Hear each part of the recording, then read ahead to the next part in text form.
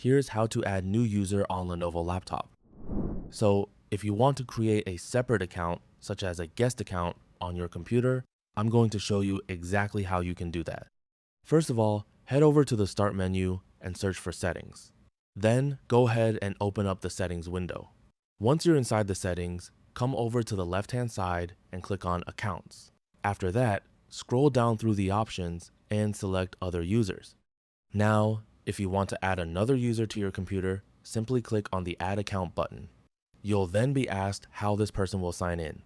Since we're creating a new local account, select the option that says, I don't have this person's sign-in information. After that, select Add a User without a Microsoft account. Now, enter the username that you want to use for this new account. You can then decide whether you want to set up a password for this account and then simply click on Next. And just like that, we've successfully created a new guest account on our computer. Now, when you sign out of your current account, you'll be able to see the new account and switch over to it whenever you want. And that's it. That's all for this video. Thanks.